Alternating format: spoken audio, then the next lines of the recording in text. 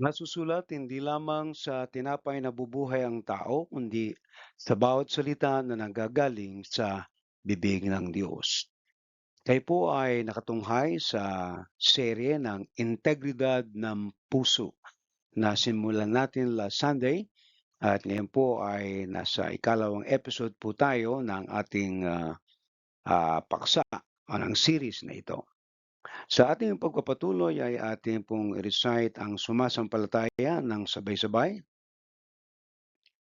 Sumasampalataya ako sa Diyos amang makapangyarihan sa lahat, lumalang ng langit at lupa at kay Hesukristo na anak niya, Panginoon natin na sa hiwaga ng Espiritu Santo, ipinanganak ng Birheng Maria, nagdamdam ng hirap sa kahatulan ni Poncio Pilato, ipinako sa krus, namatay at nilibing sa ikatlong araw at nabuhay sa mga patay. Umakyat sa langit at umupo sa kanan ng Diyos amang makapangyarihan sa lahat. Doon nagmumula na paparito upang humukom sa mga buhay at mga patay. Sinasampalatayanan ko ang Espiritu Santo, ang banal na iglesyang laganap, ang pagkakaisa ng mga banal at kapatawaran ng mga kasalanan, ang kabuhayan ng katawan at ang buhay na walang hanggan, siya nawa. Ang sampung utos, huwag kang magkakaroon ng ibang Diyos sa harap ko. Huwag kang gagawa para sa iyo ng larawang inanyuan. Huwag mong babanggitin ang pangalan ng Panginoong mong Diyos sa walang kabuluhan.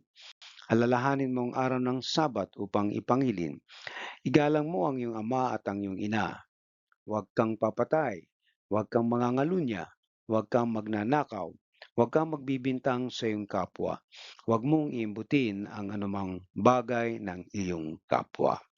Pagpalain nawa ng Diyos ang kanyang mga salita. So, sa ikalawa po nating episode, ang hindi hinahanap ng Diyos ang pinakamagaling, pinakamayaman o pinakasikat. Ang hinahanap ng Diyos ay pusong nakatalaga sa Diyos. Hinahanap niya ay isang pusong nakatalaga sa Kanya, tapat at may integridad sa Kanya. Alright? Ang ating pong serye ay nagsimula po dun sa unang episode natin ang pusong nakikita ng Diyos. Ito yung hinahanap ng Diyos. Ano po? Ah, nabanggit po natin do'n sa una nating, episode na 'yan, ang nilalaman ng mensahe po niyan at puwede niyong balikan. At ngayon naman, ang ikalawang episode natin ngayong Sunday ay ang pusong tapat sa lihim. Alright?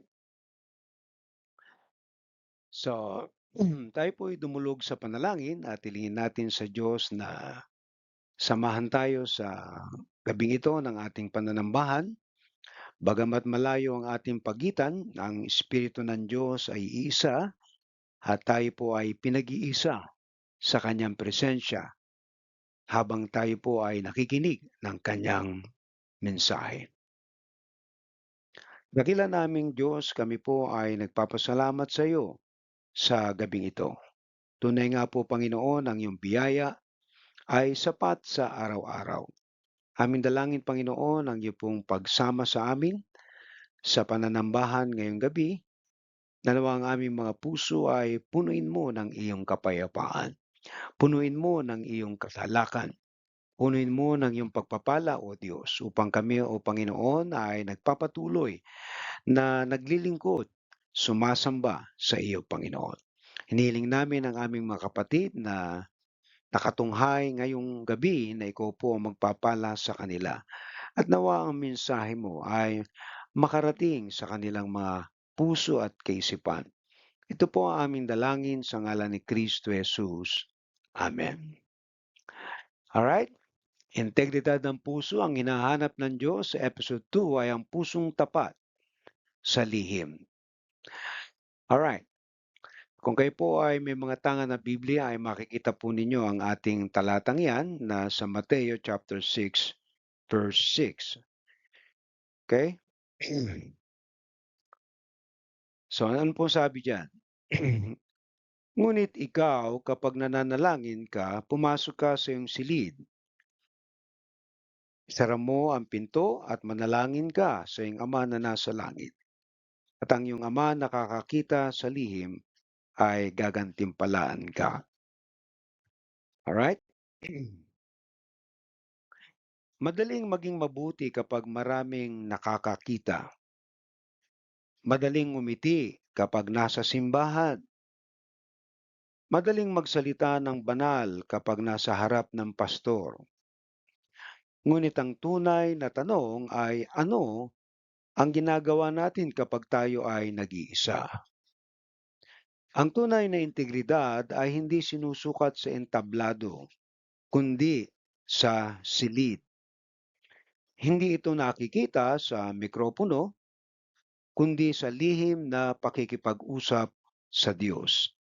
Sapagkat ang Diyos ay hindi lamang nakatingin sa ating pampublikong buhay. Nakikita niya maging ang ating pribadong buhay. Kung babalikan po natin yung talata ay inyo pong mapapansin dyan sa chapter 6, ano po? Ito ay patungkol sa pakikipag-niig o pakikipag-usap sa Diyos. Ito yung ating private life with God.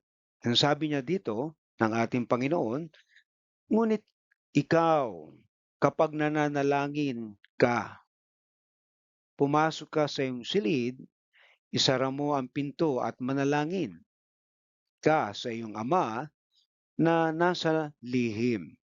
At ang iyong Ama na nakakakita sa lihim ay gagantihin ka. Alright? So, suriin po natin itong talatang ito. Ano po? Muna, bakit iniuutos ni Jesus na pumasok ka sa iyong silid at isara mo ang pinto kapag nananalangin? Ano yung dahilan? Hindi tinuturo ni Jesus na ang panalangin ay dapat laging gawin ng mag-isa. Sa halip binibigyang diin niya ang kahalagahan ng katapatan at pagiging tunay sa harap ng Diyos. Sa halip na manalangin upang mapansin o purihin ng tao, ang silid at ang nakasaradong pinto o nakasarang pinto ay sumasagisag sa isang pribadong lugar kung saan walang ibang makakaimpluwensya sa ating motibo. Dito na susubok ang integridad ng puso sapagkat ang tunay na debosyon ay hindi nangangailangan ng audience. At yan ay makikita po natin sa mga ilang talata ng Mateo 6:5 at awit 139, 1 hanggang 4. Pwede po niyong buklatin yan para sa karagdagan kaalaman. Okay? So ito po yung sagot natin sa tanong, yung bakit, ano po? Dito nga, tinitingnan ng Diyos ang kalalagayan ng ating puso. Ikalawa, ano po daw ang kahulugan ng ang iyong Ama na nasa lihim at nakikita sa lihim? Ipinapakita nito ang omniscience o tinatawag po natin sa Pilipino na walang hanggang kaalaman. Meaning omni, all, and then science, omnisciente, alam niya ang lahat ng bagay. At wala tayong pwedeng takasan eh. Kasi alam niya eh. Kahit na yung mga nakatago sa lihim sa ating puso ay alam ng Diyos yan. Hindi lamang nakikita ng Diyos ang ating mga panlabas na gawa, kundi pati ang ating puso, motibo, iniisip, at mga lihim na ginagawa. Walang bagay na nakatago sa Kanya. Ito po ay nagbibigay ng dalawang mensahe. Ang una ay yung babala sa mga nagtatago ng kasalanan. Okay? Nagigets niyo po? Dahil kung ang alam lahat ng Diyos, wala kang maaring itago. Ikalawa, pag-asa sa mga tapat na naglilingkod kahit walang nakakakita. Imagine mo na ikaw ay naglilingkod sa Diyos at walang taong nakakapansin, pero alam yan ng Diyos na ginagawa mo. Kaya ang Diyos ay makatarungang hukom at mapagmahal na Ama na nakaalam ng lahat. Sa Hebreo 4:13 at Jeremias 17:10, mga karagdagang impormasyon ay puwede niyong buklatin. Kaya nga mga kapatid, ano man ang ginagawa natin ng mga bagay, ano po, at ginawa natin 'to ng may katapatan, o walang katapatan, alam ng Diyos 'yan. Kaya wala kang puwedeng itago, eh. Puwede mong maitago sa tao, pero hindi mo puwedeng itago sa Diyos. Kaya nga yung mga nagsisinungaling, mga nagnanakaw, kahit na magtago sila sa batas ng tao, hindi sila makaliligtas sa Diyos, sapagkat walang kasalanan na hindi pinagbabayaran. Amen po. Alright? So alam ng Diyos 'yan. Ikatlo, ano daw po ang ibig sabihin ng gagantihin ka ng Ama? Ang sagot po natin diyan, ang gantimpala ng Diyos ay hindi laging materyal o agarang pagpapala. Maaaring kabilang dito ang mas malalim na pakikipag-ugnayan sa Diyos, lakas upang mapagtagumpayan ang tukso, karunungan, alright? Ah, ano pa? Kapayapaan ng puso, paglago sa kabanalan, lakas upang mapagtagumpayan ang tukso, isa ito. At huli ay ang walang hanggang gantimpala. So ito po yung tinatawag nating ganti ng Diyos sa ginawa mo. Alright? Ng tapat na puso. Alright? Kung lumalalim ka sa pananampalataya mo, aba, ikaw ay ginagantimpalaan na ng Diyos. At kung ikaw ay namumuhay na may kapayapaan, sa dami ng mga problema mo sa buhay, yan ay gantimpala ng Diyos sa iyo. Yung paglago sa kabanalan, nagiging mas matuwid ka. Alright? At nagiging marunong ka. Yan ay gantimpala ng Diyos yan. At ang pinakahulingan na nabanggit natin kanina ay yung walang hanggang gantimpala sa kanyang kaharian. Ang binibigyang halaga ng Diyos ay hindi ang pagiging sikat sa harap ng tao, kundi ang pagiging tapat sa kanya sa lihim. Walang pakialaman Diyos kahit sino pang mga celebrity yan, mga sikat na tao sa mundo. Ang mahalaga sa Diyos ay yung pusong nagtatapat sa Kanya. Ang mga taong tapat sa pribadong buhay ay siyang pinagkakatiwalaan ng Diyos sa mas malalaking responsibilidad. Tandaan niyo po yan. Ang Diyos ang namimili ng mga tao na mapagkakatiwalaan niya, hindi ang tao. Bagamat tayo ay demokrasyang bansa, pumipili tayo ng namumuno, kaya nga puro palpak ang ating mga napupili. Alright? Now,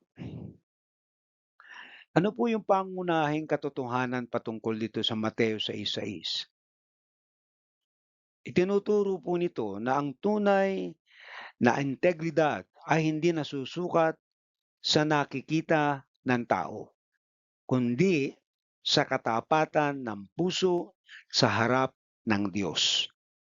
Ang Ama ay nakakakita ng ating lihim sa buhay at siya rin ang nagbibigay ng gantimpala sa mga tapat na naglilingkod ng may malinis na motibo. Mga kapatid, hindi natin kailangan ng papuri ng tao. Ang ating paglilingkod ng may katapatan, ang Diyos po ang nagbibigay ng reward. Kung hindi man tayo makatanggap ng reward mula sa tao, ang Diyos ang nagbibigay nito. At kaya nga po yung ating nabanggit kanina, iba-iba po yung reward ng Diyos sa iyong paglilingkod sa Kanya ng tapat. Okay? Naalala po niyo nabanggit ko kanina, yung kapayapaan, yung lakas, karunungan, at marami pang iba na maaaring ipagkaloob ang Diyos sa iyo, sa iyong paglilingkod. Okay? So, balik po tayo dito sa ating paksa. Ano po? Okay? Ano ang ginagawa natin kapag nag-iisa? Yan po yung tanong. Kapag kayo nag-iisa, ano bang ginagawa ninyo? At ito po yung sagot natin. Alright, number one, ang Diyos ang nakakakita ng lihim. Sa iyong pag-iisa, sa iyong mga iniisip, sa iyong mga plano, sa iyong mga motibo, alam ng Diyos yan. Okay? Doon sa Mateo 6, nabanggit natin kanina, hindi sinabi ni Jesus na manalangin lamang sa harap ng tao. Sa halip, inuutos niya, pumasok ka sa iyong silid. Ang silid ay larawan ng lugar kung saan wala kang mapapakitang tao o makikitang tao. Doon walang palakpakan, walang audience, walang likes, walang camera. Naroon lamang ang Diyos. At karagdagan pa natin itong awit 139, 1 hanggang 3. Anong sabi diyan ng mga awit? Panginoon, sinisiyasat mo ako at kilala mo ako. Nalalaman mo ang lahat ng aking mga lakad. Hindi lamang alam ng Diyos ang ating ginagawa. Alam niya maging ang ating iniisip. Kaya mga kapatid, hindi tayo pwedeng maglihim sa Diyos kung ano ang ating mga binabalak. Kung masasama yan, ay inilalantad ng Diyos yan at nagbababala din siya. At kung mabuti yan, yan ay nalalaman din ng Diyos. Alright? Karagdagan pa rito, Hebreo chapter 4. Alright? Ano ang ating nabanggit dyan? Sa Hebreo 4:13 pa, nadagdag natin, walang anumang nilalang na nalilihim sa Kanya. Alright? Mga kapatid, maaring may tago natin ang ating pagkatao sa maraming tao. Ngunit hindi natin ito maitatago sa Diyos. Very clear? Kaya hindi ka pwedeng maglihim na habang buhay mo inililihim ang mga pangyayari sa buhay mo sapagkat walang lihim sa buhay ng tao. Lahat yan ay bulgar sa harapan ng Diyos. Alam niya ang mga problema mo. Alam niya ang mga plano mo at alam din yung masasama mong pinaplano. Pero mas maganda magplano tayo ng mabuti. Alright? Sa mga kapatid, yan yung titingnan lagi natin. Kapag nag-iisa ka, tandaan mo, may nakakakita sa iyo at alam niya ang ginagawa mo. Kung puro kabulastugan yan, ilalantad ng Diyos yan balang araw. Kung kabutihan naman, inilalantad din niya yan at nire-reward yan. Kaya huwag kayong maglihim, huwag kayong magsisinungaling, huwag kayong magtatago ng inyong mga kalokohan sapagkat nalalaman ng Diyos yan. Alam din ng Diyos kung sino yung nakikinig ngayong gabi o nag-like ka lang. Hindi ka pwedeng magtago sa Kanya. At yan ay magiging, kumbaga kung anong tinanim mo, dahil hindi ka naman talaga nakikinig, hindi ka natuto. Naintindihan po? Okay? Ikalawa, kapag nag-iisa, anong ginagawa mo? Ang integridad ay kapag pareho ang buhay sa harap at sa likod ng kurtina. Hindi pwedeng magkaiba Maraming tao ang may dalawang pagkatao. Yung isa sa publiko, katulad ng mga politiko, ang gagaling mga ngumiti niyan. Ang galing niyang mga may. Yung isa naman ay pribado. Pero mas kakaiba pala 'to pagka nag-iisa na sila. Alright? Parang ito yung kwento ng ano, Mr. Jekyll and Hyde, ano? Yung mabuti siya, pagka-araw, pagkagabi, ay napakasama naman niya. Alright? So, Sa mga Kristiyanong may integridad, ay isa lamang ang kanyang pagkatao, hindi puwedeng maging dalawa. Puwede bang pagsamahin si Kristo at si Satanas? Kumbaga nga, Kristiyano ka 'pag Linggo, pagdating ng Lunes hanggang Sabado ay ikaw ay demonyo. Hindi po puwedeng mangyari 'yan, okey? Iisa lamang po ang ating pagkatao, pareho sa simbahan, pareho sa bahay, pareho sa opisina, pareho kahit walang nakakakita. Halimbawa po natin ano po, si Jose, dun sa 39 ng Genesis verse 9. Anong sabi ni Jose? Sinabi ni Jose kay Potiphar's wife ano, "Paano ko magagawa ang napakalaking kasamaan at magkakasala laban sa Diyos?" You see? Si Joseph po ay tinutukso ni Mrs. Potiphar kasi wala yung asawa niya, wala sinabi ni Miss Potiphar, wala namang makakaalam.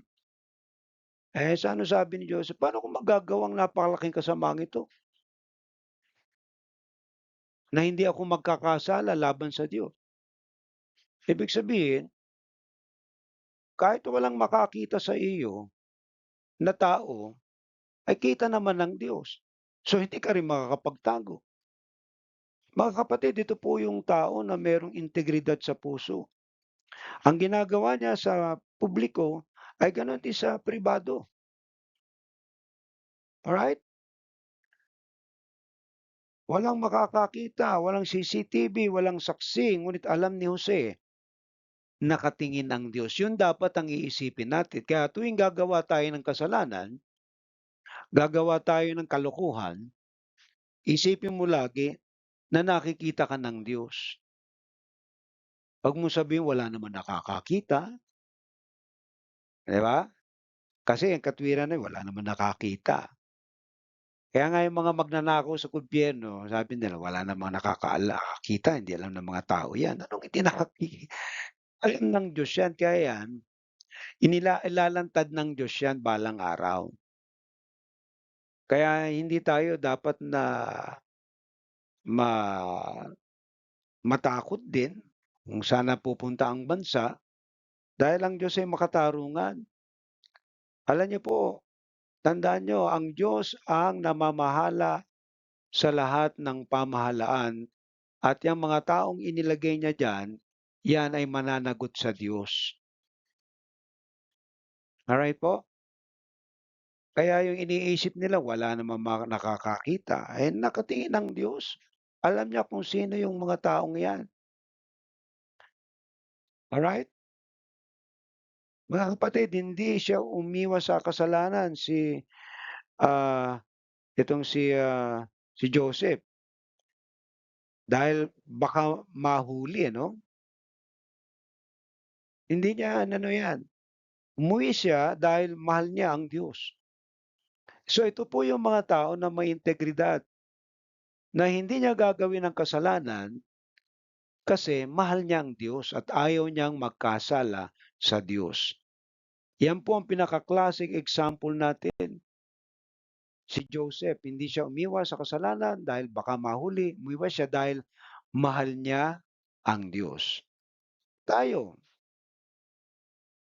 umiiwas ba tayo sa kasalanan dahil mahal natin ang Diyos o dahil wala naman nakakakita? Alright? Kasi kung ang isip natin ay walang nakakaalam sa ating kasalanang ginagawa, nagkakamali tayo. Alam ng Diyos ang ginagawa mo, kaya wala kang puwedeng itago sa Kanya, eh. Kahit yung pangungupit mo sa tithes, alam ng Diyos 'yan. Kahit yung, pagsisinungaling mo na hindi ka nagsasabi ng totoo, alam ng Diyos 'yan, okey? So, ikatlo, ang lihim na disiplina ang lumilika ng publikong tagumpay, ayan. Ano po daw yung lihim na 'yan, okey? Hindi nagsisimula ang dakilang ministeryo sa entablado. Nagsisimula ito sa prayer room, yung panalangin po, yung ating pananalangin sa Diyos ng private ano. yung ating pakikipag-ugnayan sa Kanya. Kasi ang Diyos ay nakikipag-usap. Hindi nilalantad ng Diyos 'yan kasi hindi pa ready. Nilalantad ng Diyos 'yan sa takdang panahon. Kung titingnan natin ano, bago mangaral si Jesus nanalangin siya. Tingnan niyo po yung Marcos 5:1-35. Madaling araw pa lamang pumunta siya sa isang ilang na lugar at doon nanalangin. Tingnan niyo po yung private, prayer life ni Jesus, ano po. Kung ito ay magiging sikreto natin na lagi tayong nananalangin sa Diyos, kinakausap natin ang Diyos sa mga direksyon ng ating buhay, ng ating ministeryo, ng ating pamilya, ay hindi malayo na hindi tayo magtagumpay kasi merong gabay ng Diyos eh. At yan ang ginagawa ni Jesus. Hindi po aksidente ang kapangyarihan kapag ikaw ay tumatawag sa Diyos. Right? May lihim itong pinagmulan. Mga kapatid, yung kapangyarihan na merong ang ating Panginoon sa kanyang ministeryo, yung kanyang pananalangin. Okay? Kapag tumitikin tayo sa isang malaking gusali, humahanga tayo sa taas nito. Ngunit ang pinakamahalagang bahagi ay hindi ang nakikita. Ito ang pundasyon. Kapag mahina ang pundasyon, kahit maganda ang pintura, kahit mahal ang dekorasyon, babagsak pa rin ang gusali. Ganoon din ang Kristiyano. Ang lihim mong buhay ang pundasyon ng pampublikong ministeryo. Mga kapatid, maraming ministeryo na lumaki nga, pero at the end, mga nabuwag dahil ang kanilang private life na buhay ay mahuna yung kanilang pundasyon. Marami akong kilala na marami na sa paglilingkod at lumaki nga ang kanilang mga ministeryo, naging mga mega churches, nakilala. Pero natuklasan na ang kanilang mga puso ay walang integridad. Yung isa ay ng babae, may kabit. Yung isa naman ay naging sakim sa salapi. So iba-iba po yung mga dahilan. Kaya titingnan natin ano po,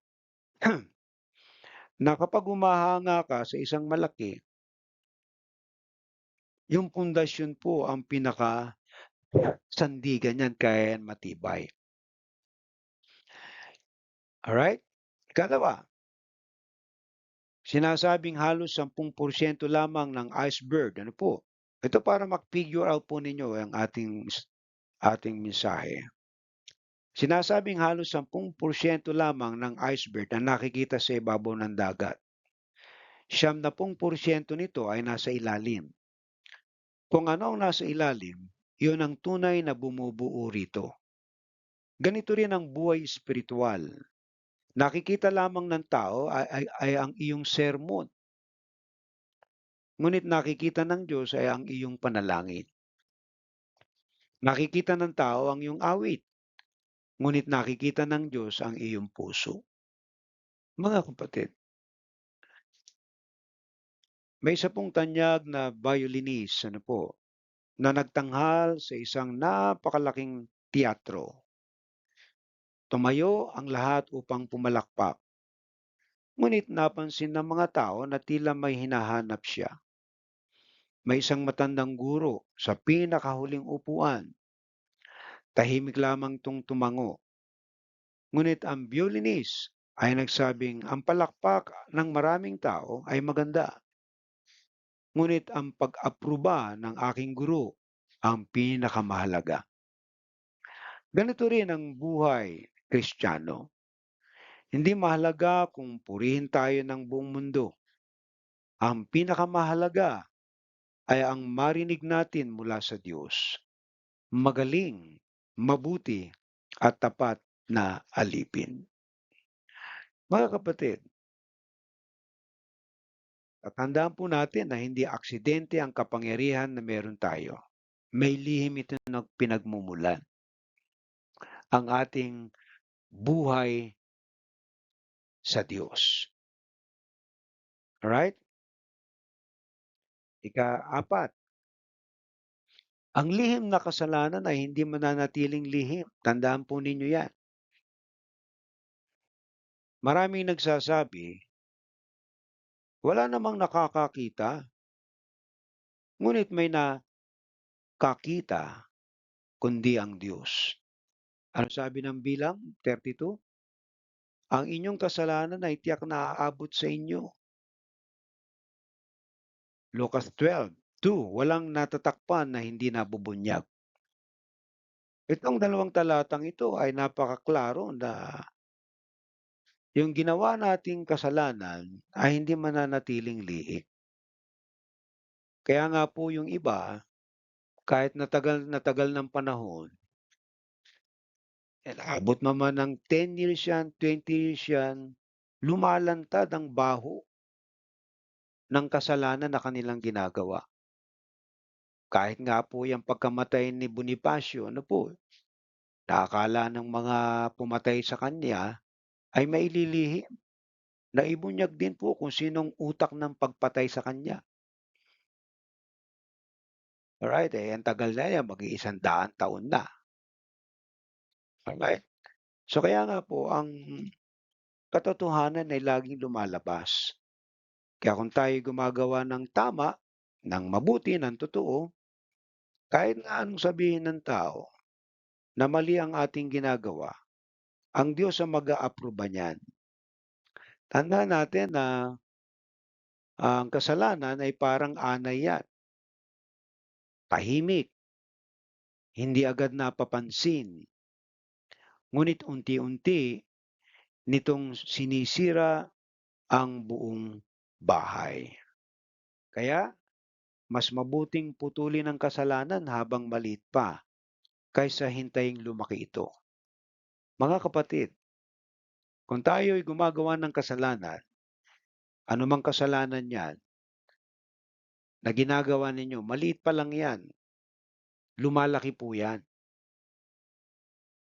Alright? At lalamunin ka niyan. Kaya hangga't maliit pa, pinapatay na yan, pinuputol na. Naintindihan niyo po? Kaya kung kayo'y tatamad-tamad sa pagbabasa ng Biblia, tatamad-tamad sa pananalangin, sa pagsamba, ay huwag niyong katamaran dahil lumalaki yan. At maraming mga Kristiyano ang magsisisi sa bandang huli sapagkat sinayang nila ang mga oras at pagkakataon na ibinigay sa kanila ng Diyos na sana ay mas nakilala pa nila ang Diyos at sila ay lalo pang lumago sa kanilang pananampalataya. Bagkus ay pinagpatuloy nila yung kanilang katamaran, yung kasalanan. Okay? So, ikalima, ginagantimpalaan ng Diyos ang katapatan sa lihim. Tandaan natin po yan. Kapag ang puso mo ay may integridad at tapat ang ginagawa mo, gagantimpalaan ka ng Lord. Hindi kailanman nalilimutan ng Diyos ang mga panalangin walang nakakita. Yung mga panalangin ginawa nyo sa mga tao na sila ay naligtas, na sila ay natulungan, na sila ay nasalba sa anumang mga trahedya na ginawa nyo para sa kanila, hindi nalilimutan ng Diyos yan. Yan ay nalalaman ng Diyos. Hindi niya nalilimutan ang mga luha sa gabi. Hindi niya nalilimutan ang katapatan kapag walang nakakakita. Alright? Sa Mateo 6:6, balikan po natin, sabi doon, ang iyong ama na nakakakita sa lihim ay gagantihin ka. Minsan, hindi agad dumarating ang gantimpala, ngunit laging nakikita ng Diyos ang bawat tahimik na pagsunod. Alright? So ngayon mga kapatid, paano po nating mailalapat itong mga puntos na ating natunghayan ngayong gabi? Paano magiging realidad sa atin ito? Okay, medyo maliit po yung mga letra pero nakikita po ninyo ano po, babanggitin ko na lamang. Una, maging pareho ang ugali sa simbahan at sa bahay. Kung ang ugali mo sa bahay ay kakaiba sa simbahan at hindi pareho ito, malaki po ang problema natin. Kung mabait tayo sa simbahan ngunit magaspang sa pamilya, kulang ang ating integridad. Okay? Maging mabait po tayo pareho. Ikalawa, magkaroon ng pribadong oras sa Diyos araw-araw. Hindi sapat ang panalangin sa pampublikong pagtitipon. Kailangan ng personal na pakikipag-usap sa Panginoon. Okay? Ikatlo, putulin agad ang lihim na kasalanan.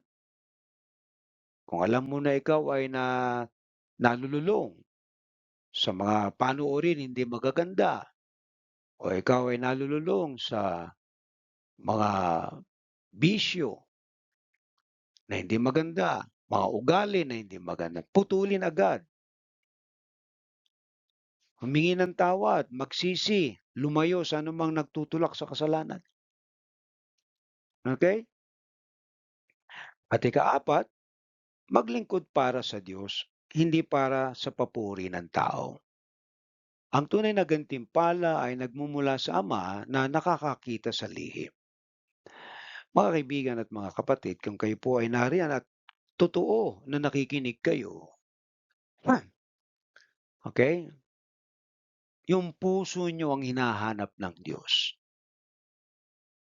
Yan po ay nakikita ng Diyos sa lihim. Okay?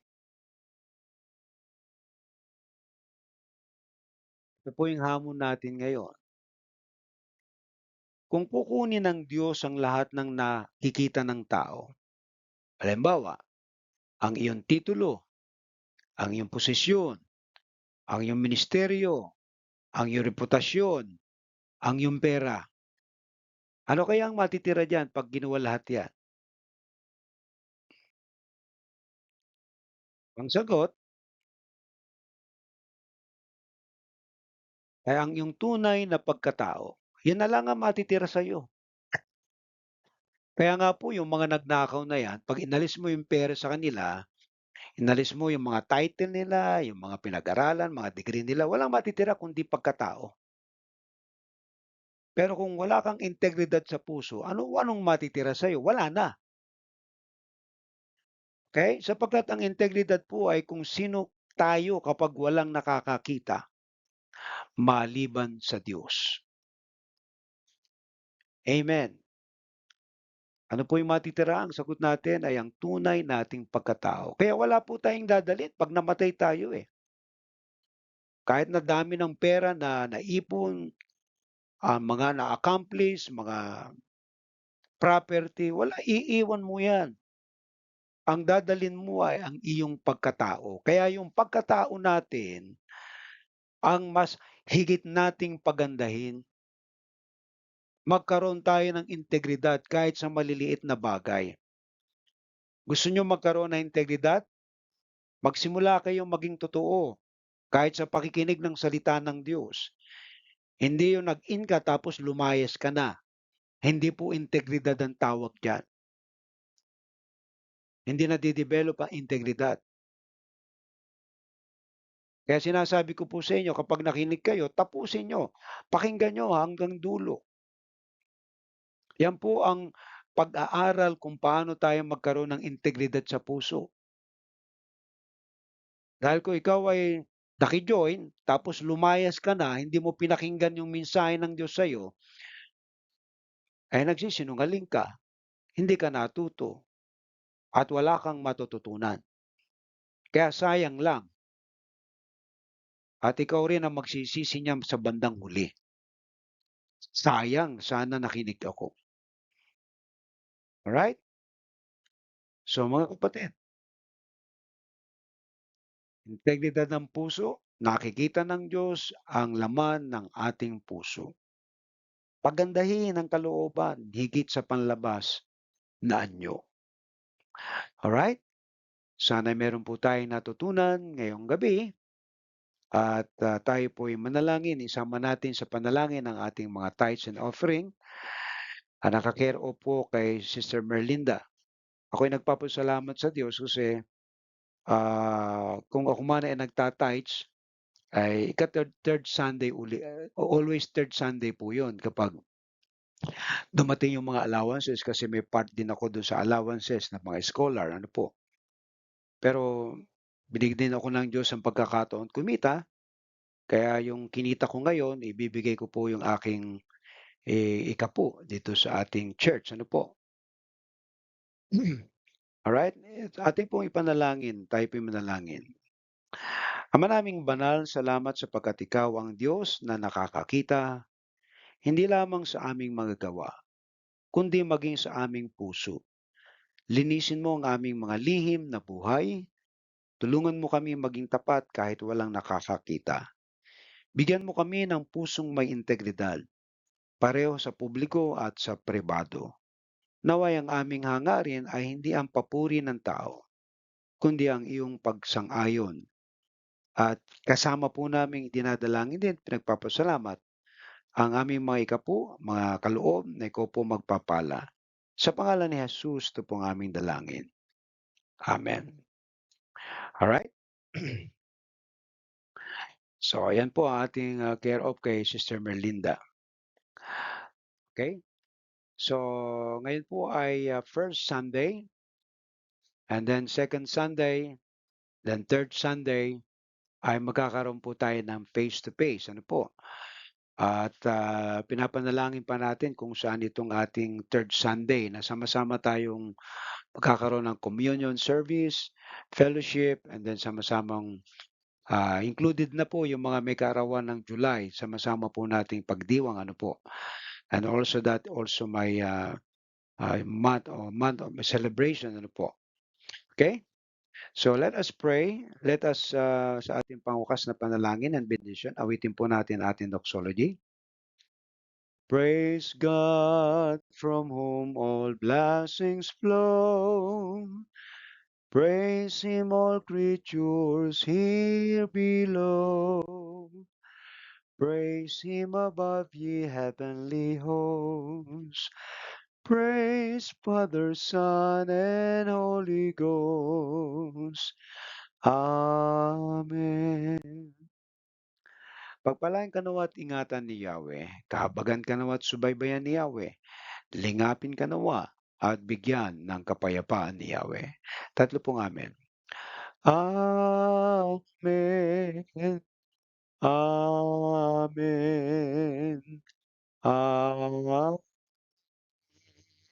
Amen. Magandang gabi sa inyo lahat. Umayo po kayong mapayapa at ihanda ng Diyos para sa kinabukasan.